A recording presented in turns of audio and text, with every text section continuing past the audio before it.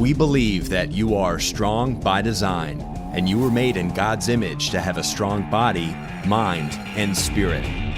You're listening to the #1 Strength and Health Authority podcast in the world. So let's get ready to unlock your potential and transform your life in today's episode. Hi there, and welcome to another episode of the Strong by Design podcast. I'm your host today, Coach Chris Wilson. We like to take turns here at Strong by Design. And so I have the honor today of speaking with a man who's become a huge influence in my life over the last 3 years.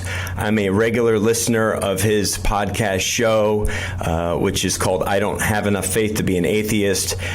He is the founder of crossexamine.org. I'm going to do him right with a very nice bio that I'm proud that I put together here because, again, this is a gentleman that I have been a very big fan of. I've read his books, and he's just an absolute terrific person to speak on this topic today. So Frank Turek is a Christian apologist. He's the author of books Correct, Not Politically Correct, and I Don't Have Enough Faith to Be an Atheist.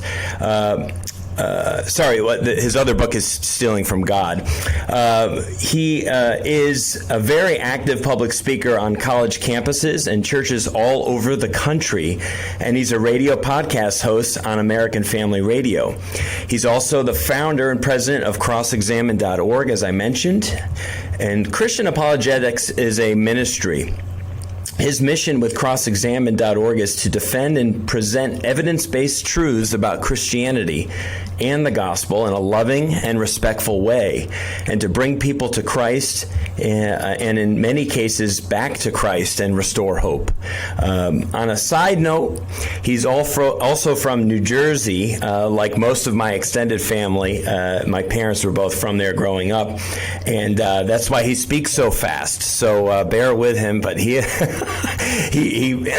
definitely makes light of that, and in a lot of his episodes. But it's also what makes his personality so likable and enjoyable to listen to. So Frank, thank you so much for being a guest again on the Strong by Design podcast. People from New Jersey are likable, Chris? Oh, come on. Absolutely. I mean, at least my mother was. I don't know if my dad was, but right. It's a pleasure. It's been a few years since I had you on, that last talk, which I highly recommend people to go back and listen to. I believe episode 65 was based on his book Stealing from God and the 4 cases for Christianity. And so please go back and listen to that. It's actually a very popular episode of ours. It's in our top 10 all-time podcasts, downloaded podcasts.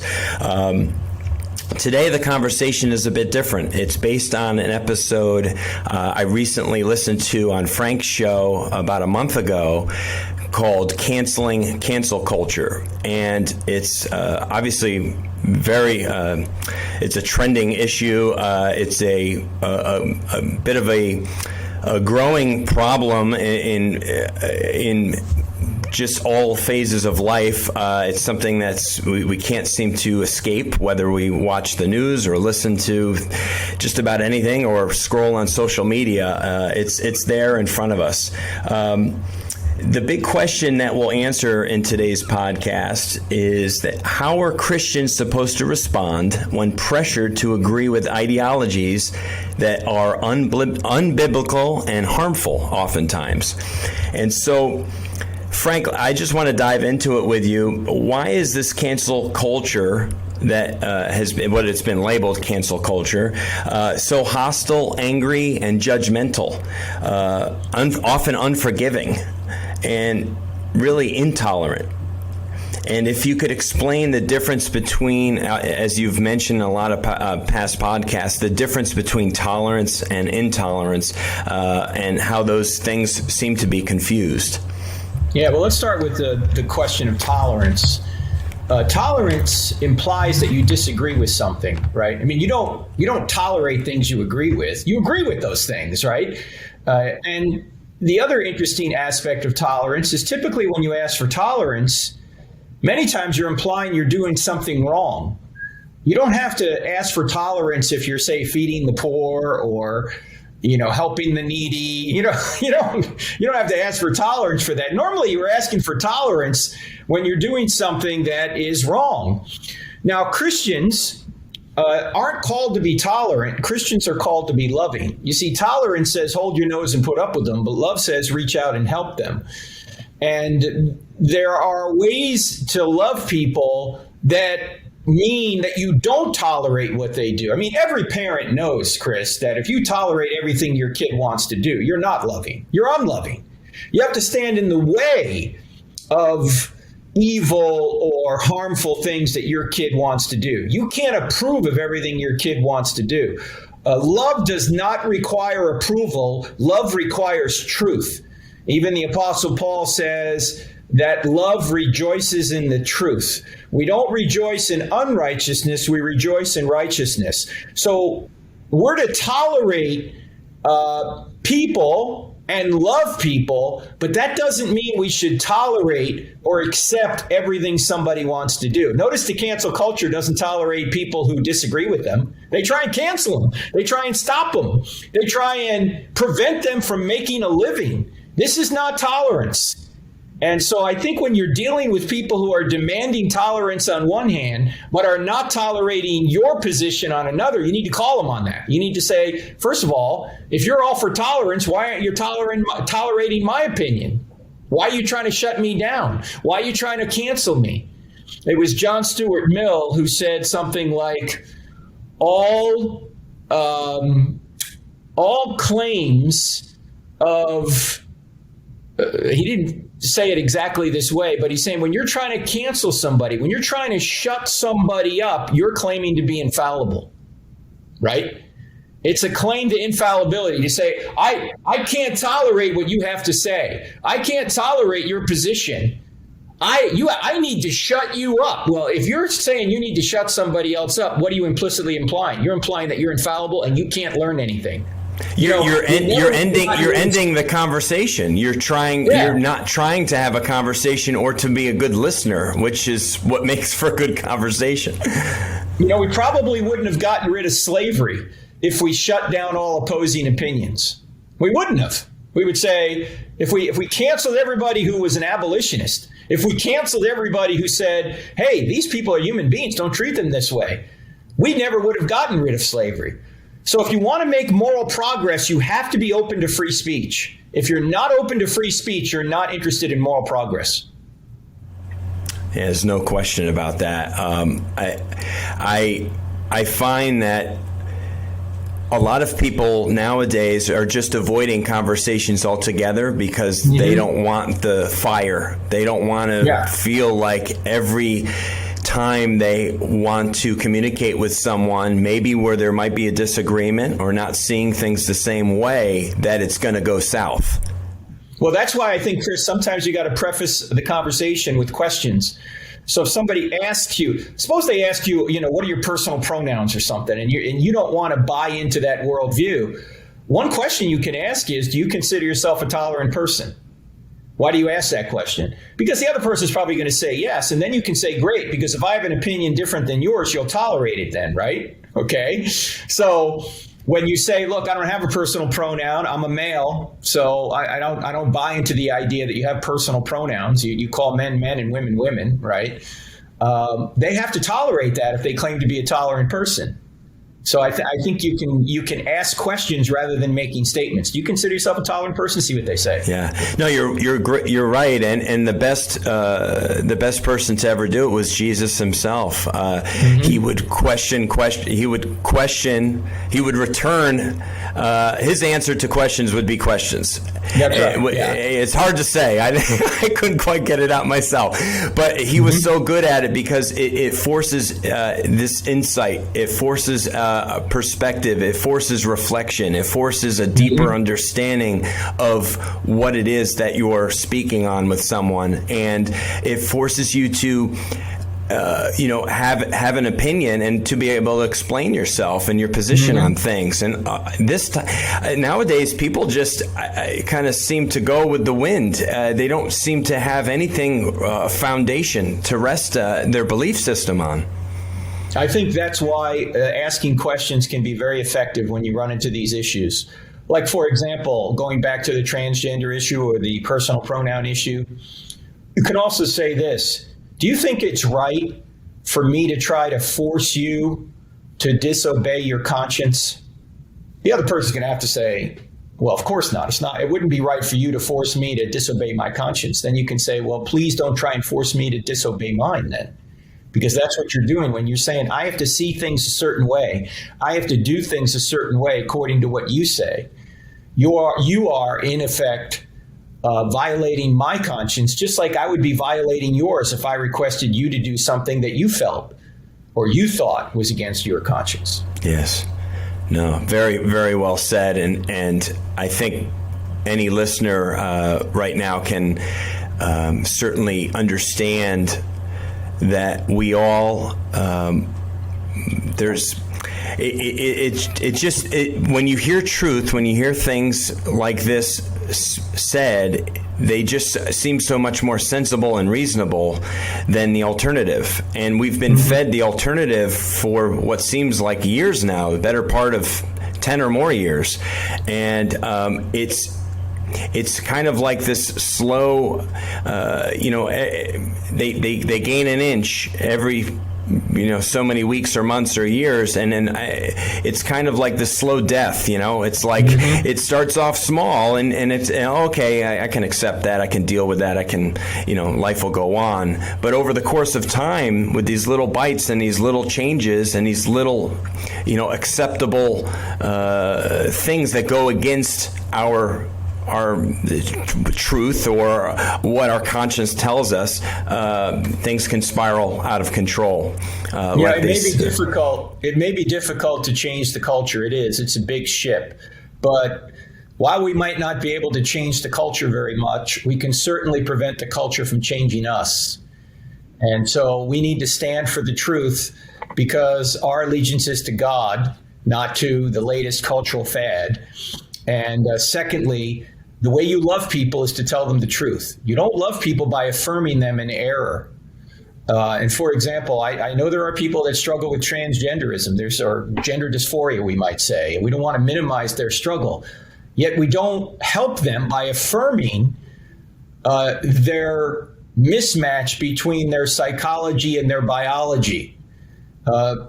Maybe an analogy will help. You might ask somebody who is for transgender ideology to say, how would you help somebody who is suffering from anorexia? Because that person has a mismatch between their mind and their body. You certainly wouldn't say, you're correct, you're dangerously overweight, when in fact they're dangerously underweight. You wouldn't say, let me give you an operation, let me give you liposuction. That person wouldn't need liposuction. That person would need psychiatry and medicine and food to help them recover. Yet, why do we think that affirming somebody in their mind, when their mind disagrees with their body, that we're helping them? Do you know that people that actually have so-called gender reassignment surgery have a suicide rate 19 times higher than the general public? 19 times higher. How do we think it's good? How do we think we're helping them by affirming them to go down that road? To go down that particular road, which has been shown to be very dangerous. We're not helping them by affirming that. Just like we wouldn't help an anorexic by affirming that they get liposuction. So if we're truly going to help people, we have to tell them the truth. Now, we need to be kind. We need to be sensitive when we tell them that truth. But affirming an error is never the right way. No, you're absolutely right. And I like how you usually refer to the it's not loving, because it all comes down to this, right? There's a lot of things, the relationship between a parent and a child that that the child doesn't really understand.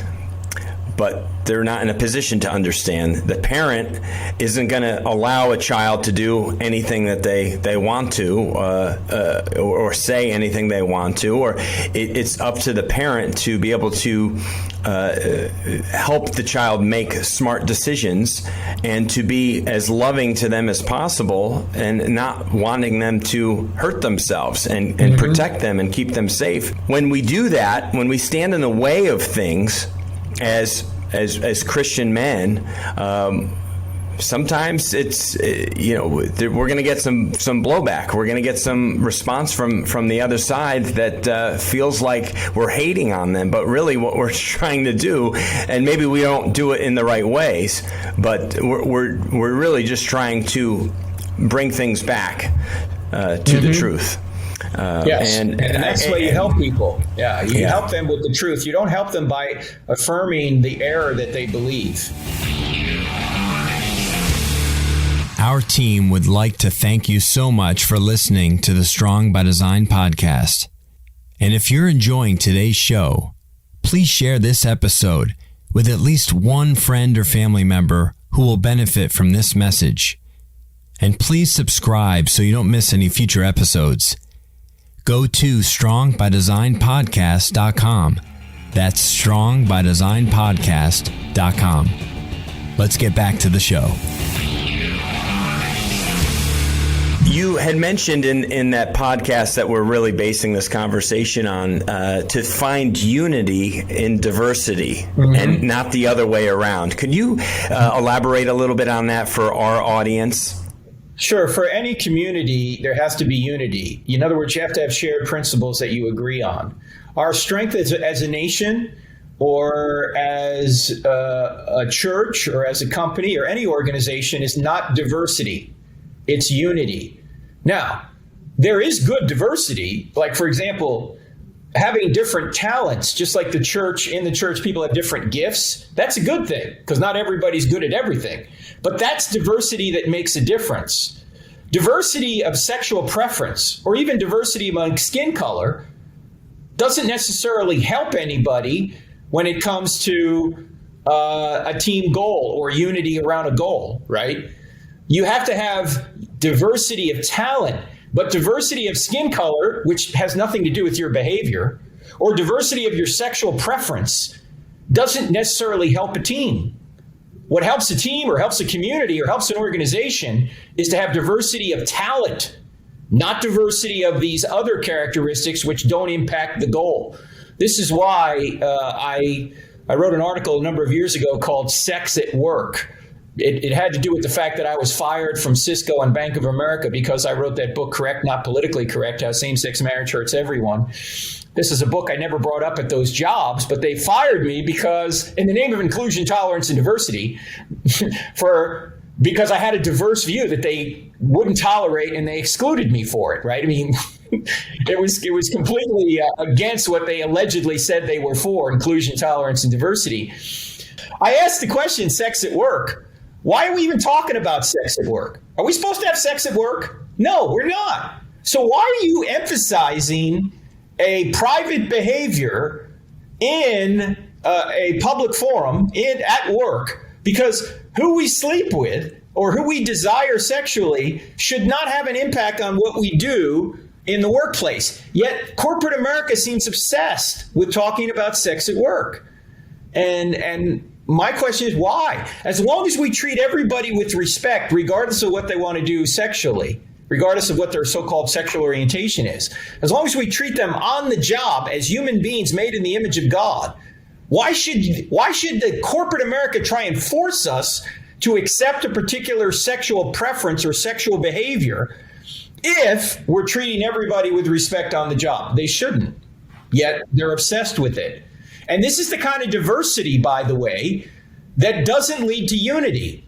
It shouldn't have any impact on unity. The kind of diversity that helps us achieve unity and achieve the goals we want to achieve in the workplace are the kinds of diverse talents that we need, not the kind of diverse sexual preferences we have or the diverse skin colors we have. No, skin color has an impact on your behavior. Has nothing to do with it. It should always be a talent and skill position that's earned through work and through diligence and performance. Like who you voted for or any of these other things, not an issue. Yeah, if a company's going to say, and this is the thing I brought out in that column, sex at work. By the way, do not Google that. Go to our website, crossexamined.org, and put it in the search bar. But don't try and Google sex at work. You don't know where you're going to wind up, right? But find the article on our website, crossexamined.org. because really, discussing sex at work seems to me completely counterproductive. And to have the company say you have to agree with certain sexual behaviors is not only irrelevant to work, it's a violation of people's consciences to say you have to agree that certain controversial sexual behaviors are good when in fact you may not think so because Jesus didn't think so, or natural law says they're not proper sexual behaviors. So they're trying to impose a moral position on controversial issues in the workplace when it really should have no impact on whether or not you can work there. No, absolutely correct. God's morality is beyond our comprehension, as the Bible indicates in numerous passages. You often reveal God's awesomeness on your show and several past podcasts by referencing the universe, by looking up at the stars. And I love this stuff. I love thinking big and looking up and talking with my son about the size of the universe and the distance between stars and all of that. How can we even begin to understand God's higher morality and authority over ours relative to the size of our universe? Could you go down that road a little bit, because you do such a great job on your show talking about this? Yeah, we talked about that in a couple of podcasts. One is Canceling Cancel Culture, but the one we spent more time on it is a podcast called Your God is Too Small, and that's the I Don't Have Enough Faith to Be an Atheist podcast. So if you search for I Don't Have Enough Faith to Be an Atheist, look for Your God is Too Small. But a summary of that you can find in Isaiah chapter 55. It's a verse that many Christians have quoted. It goes like this, paraphrasing it, but my ways are not your ways, nor my thoughts your thoughts. For as high as the heavens are above the earth, so are my ways higher than your ways, and my thoughts higher than your thoughts, right? And typically Christians have quoted this to say that God's knowledge is higher than our knowledge, which is true. I mean, that is true, but that's not what this passage is teaching. If you look at the entire context, this passage is teaching that God's moral ways are higher than our immoral ways, and God's righteous ways are higher than our unrighteous ways. And how much higher? Higher than the heavens are above the earth. So when you consider the heavens, how much higher are the heavens than the earth? Well, here's a way of thinking about this. The number of stars in the universe are about equivalent to the number of sand grains on all the beaches on all the earth times 100,000. In other words, the number of stars in the universe, according to scientists, are about equivalent to the number of sand grains on 100,000 Earths. And you might say, well, how far apart are those stars? Those stars just in our galaxy are apart. The average distance between them is 30 trillion miles. Now, 30 trillion miles, if you wanted to travel 30 trillion miles in the space shuttle, which when it was orbiting the Earth would go about 5 miles per second, it would take you over 200,000 years to go 30 trillion miles. In other words, to go from one star in our galaxy to another star in our galaxy, an average distance away, 30 trillion miles, going 5 miles a second will take you over 200,000 years. That's just between two stars out of stars equivalent to sand grains on 100,000 Earths. And what God is saying is that my morality is higher than the heavens are above the earth. And so here we are trying to make up our own moralities, trying to say, well, this is right and this is wrong. When first of all, we don't have a standard, an objective standard, unless God exists. And God's objective standard is infinitely higher than ours. So that should give us pause to say that we have this new ideology here called LGBTQ, or even some Christian ideologies are weak and infinitely infantile compared to the infinite morality of God. And what people seem also not to recognize, Chris, is the fact that without God, there is no objective right and wrong. There are no rights. There's not only no right to life, there's no right to abortion, There's no right to same-sex marriage. There's no right to natural marriage. There's no right to any so-called gay rights. There's no human rights. There's no rights anywhere unless God exists. And then all you need to ask yourself is, okay, what has God said on these issues? Because if there's no God, everything's just a matter of opinion. It would just be your opinion against, say, Hitler's opinion, if there's no God, if there's no standard beyond humanity. Unless God exists, human rights don't exist. And so when people try and come up with a new morality and they try to say you need to obey it, I'm going to ask them, what standard do you have by which you're saying this is the new morality and we all are obligated to obey it?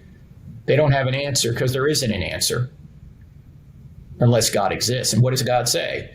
Certainly he doesn't say there are, 75 genders or whatever is in vogue now. Certainly he says God made man and women.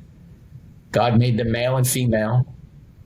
And he said that marriage is between a man and a woman. He said that we ought not murder, and what's in a womb is a human being, that we ought not kill. I mean, this is God's morality, not mine. I didn't make it up. It's not yours. It's not Chris Wilson's morality. It's not Frank Turek's morality. It's just the morality. And the problem is we might not like it, but that's just the way it is. Well said. I think some people had their mind blown there with the universe talk. If they don't ever watch how the one of the shows that's on television all the time, How the Universe Works, with Mike Rowe as the narrator, always sucks me in because I'm always absolutely astonished by the size. But when I think of that, I can't help but think to God. Because I think people like to try and separate the two things. Like, oh, science is this, and then God's over here. But I think a lot of people in history have squashed that. In fact, some of the greatest scientists and greatest thinkers of all time were Christian. Yeah, because they realized or converted. Yeah. Yeah, they realized that this is an orderly universe. And I think, as Kepler put it, science is just thinking God's thoughts after him. He created this universe. He created cause and effect. He created the natural laws that govern this universe. And without God, we wouldn't even have cause and effect. Well, first of all, nothing would exist. But secondly, there would be no orderly cause and effect. The universe wouldn't be fine-tuned. There would be no universe. So in order for even science to exist, you have to have an orderly universe. You have to have precisely defined natural laws. You have to have cause and effect. None of those things would exist without God. So science actually needs God in order to work. Science is just a search for causes.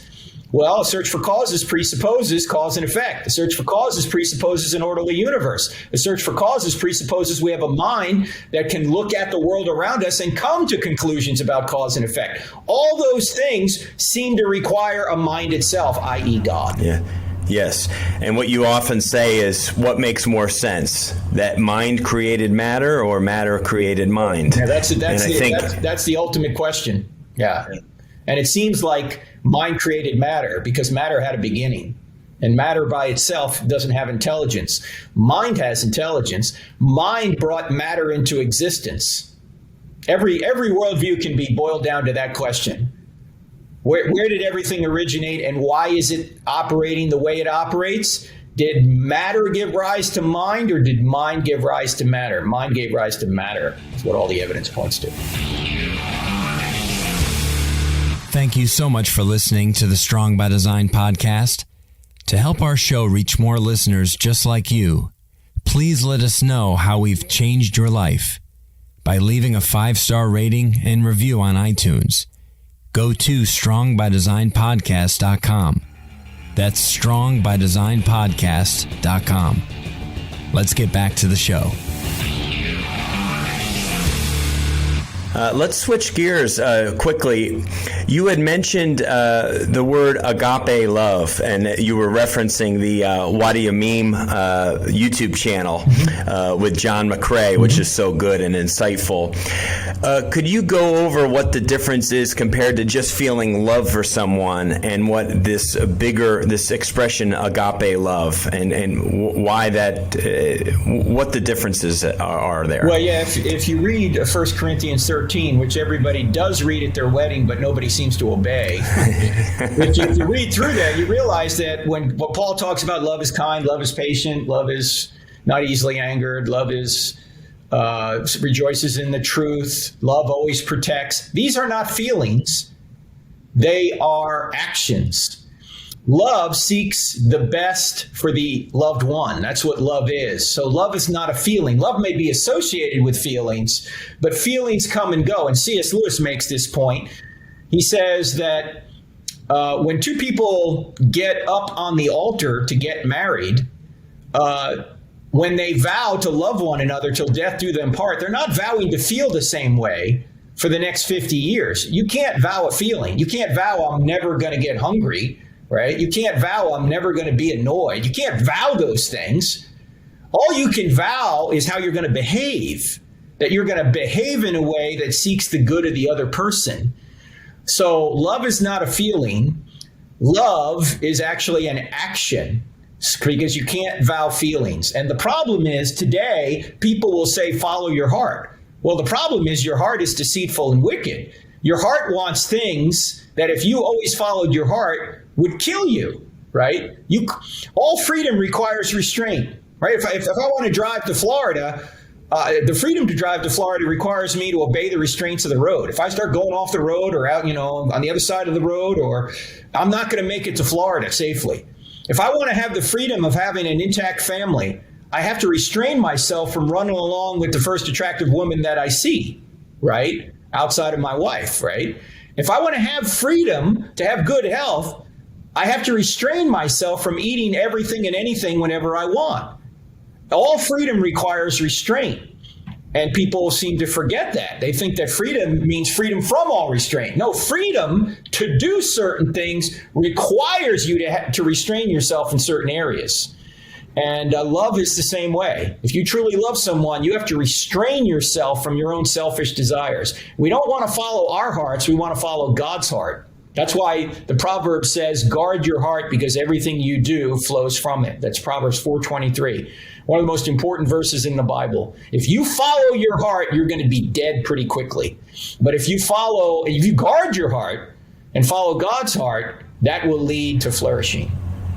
Yeah, and I think there's a lot of confusion there for people that need to spend a little bit of extra time considering that, thinking about that. How often in life have you done exactly what you wanted to do without any kind of accountability, let's say, and how well did that work out for you? Oftentimes it doesn't go quite as planned, or just isn't quite the experience we were hoping for. Now, C.S. Lewis said, Chris, for any kind of success in life, quite a lot of restraint is going to be necessary. Yeah, it's true. There's no doubt about it. If you look at any successful,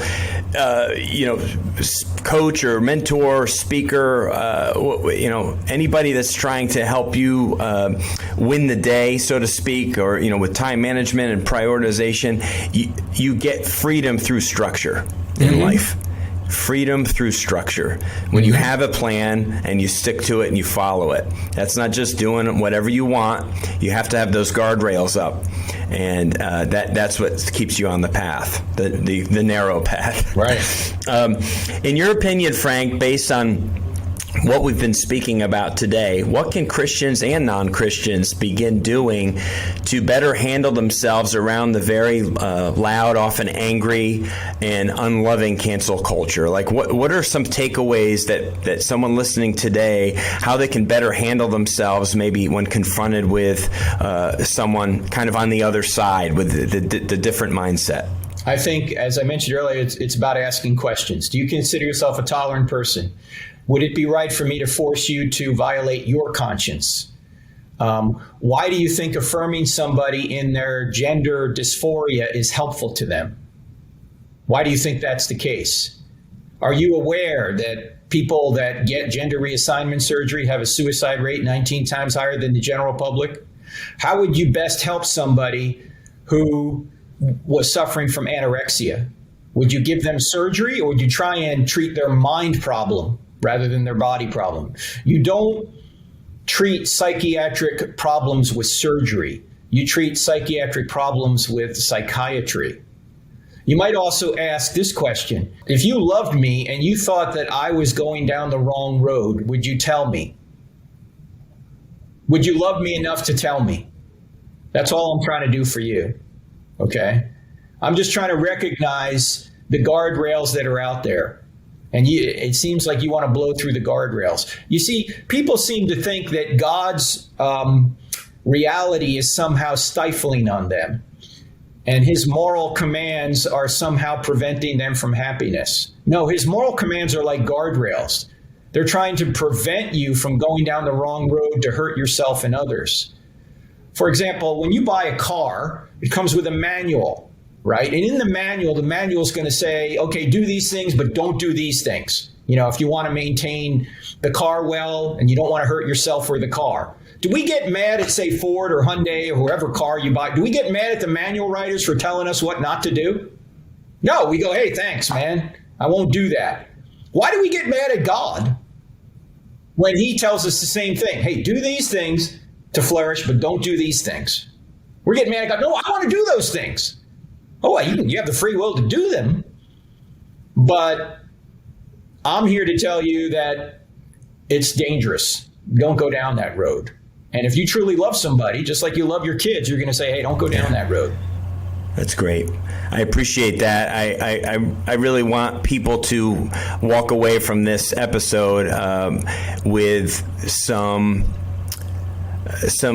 real actionable things that they can do, ways of interacting with their friends, with their family members, with their coworkers when in these situations. That's why I'm an avid listener of Frank's podcast, because he's always providing these great nuggets of information and just ways to handle these difficult conversations, and to be more loving and to be respectful and to be a good listener and all of these things, and really just to be more Christ-like. I think ultimately the more we can be like Jesus, the better we are going to be in all areas of our life. This is the fun part, Frank. I want to fire some quick questions at you, just some of these kind of off the topic ones, just to get to know you better and for our audience to know you a little bit better. What book in the Bible is your personal favorite? And I know Romans is one of your favorites, but is it Romans? Mm-hmm. Yeah, Romans. Yeah, no question. Because it's a tight argument as to the purpose and theological truth of Christianity. So yeah, I'd say Romans is. Yeah. I mean, I know that just because I know you recently did the course. Are you still doing that course, or is that just finished up? Yeah. There's still a course on Romans. There's a bunch of courses at crossexamine.org. Yeah. There's a self-paced course which you can take anytime. The premium course where we do Q&A Zoom sessions, we just finished that one, but we'll be offering that again. Yeah. I remember reading Romans from start to finish probably about a good year ago, and it really blew me away when I read it from start, and how much it correlated with life today, today's world in this country. Yeah. It's amazing. Another question: your first words when you stand before God. What are they? Oh, wow. I probably won't have words. I know. Right? People always say, oh, yeah, I'm going to ask God this, and I'll probably hopefully be in awe, like we all should be. I don't know what they would be. Yeah, that the singer Mercy Me, that's in one of his songs. That's pretty much what he says. He'll just be standing there, probably speechless. That's right. And that's probably where most of us will be at. What's your favorite sport to watch and or favorite sport to play, whether that's the same or different? Probably football to watch. Okay. I'd get killed playing football now. So, right. Although I do like going out for passes. My son and I do that all the time. But now all I do is run. So I when you hit almost 60, you can't be playing football. So, well, running some passes. I'm terrible at golf, but I like playing it. I can still do that. I don't do it well. So that's good. That's good. Well, hey, getting out there is funny because I was just laughing with Mike and I, the founder of Critical Bench, my boss and dear friend. We love to go and just run patterns or throw the football to each other. Yeah. And you always end up with some little stupid muscle strain or injury. I'm in my mid 40s, so I'm getting up there, and the body just doesn't respond quite the same way. You can only jog routes. You can't cut anymore. Right. Yeah. Send me on the fly pattern. Yeah. Straight. No juking, no ins and outs. Just have me run straight. Throw it up really high so I can run under it. Right. That's great. I can jog under it. Right. There it is. Yeah. And maybe even use a Nerf football just so I don't hurt my finger. That's right. What book should our listeners start reading, in your opinion, whether it's one of your own or one of the many amazing authors you've had on your show? My own. It depends on what you want. Like, I Don't Have Enough Faith to Be an Atheist has been a book that's done very well. People have seen the progression of Christianity as to why it's true from the ground up. The other book that I think is very helpful in today's culture would be Tactics by my friend Greg Koukl. That's a book they ought to get, and how to have conversations with people, asking questions like the questions I just mentioned. Those are great books. You can't not recommend Mere Christianity by C.S. Lewis. I think that's a fabulous book.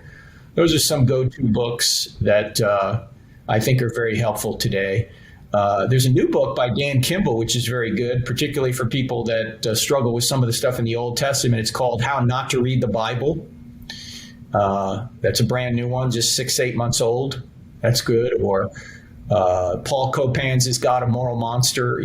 Those are good. Those are good books for the kind of questions people ask today. Yeah, no doubt. And all of these terrific people have been on your podcast, many of them numerous times. So again, I can't recommend enough to go listen to Frank, who I would say about 50% of his show content is him, just him on a talking point, and about the other half is having a guest with maybe a new book or some type of scholar, and they go deep on topics. So it's just terrific. Go to crossexamine.org, and the show is I Don't Have Enough Faith to Be an Atheist. I do have one more question here. It's best podcast besides yours for Christian apologetics that you recommend. Wow.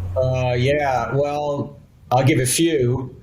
I listen to Greg Koukl, Stand to Reason podcast. And then William Lane Craig, Reasonable Faith. J. Warner Wallace, my friend, has a good one. I just discovered a new one that I just started listening to. It's from a guy down under by the name of John Dixon. It's called Undeceptions, which is very good. I don't know if you've heard of that one.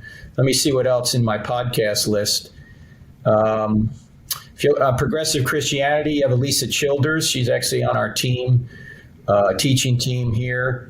What else? Ours is I Don't Have Enough Faith to Be an Atheist, as you know. Reasonable Faith is William Lane Craig. Those are the big ones that I mentioned. Of course, the Unbelievable podcast. I don't know if you know Justin Brierley. He kind of does a debate show. It originates in the UK. Yeah. That's very good. Yeah, you had him on as a guest a few months back, and he was terrific. I have to go look him up. Yeah, he's got great shows, great conversations between people. And then I think the preacher that integrates apologetics kind of the best, more than any other, is Tim Keller. Now he's kind of retired now, but he's got a Gospel in Life podcast. His sermons, he kind of seamlessly integrates apologetics into his sermons, and so I like a lot of what Tim Keller. I don't agree with everything Tim Keller says, but most of the stuff I agree with, and he's he's very good in that regard. So those are the ones I tend to listen to. That's excellent. Well, it's been an absolute pleasure. Again, listeners, go to crossexamine.org and you can find just about everything that Frank is involved with or putting out there. I mean, that's probably the hub, right, for just about anything, whether it's podcasts or books or courses. I mean, you have so much there.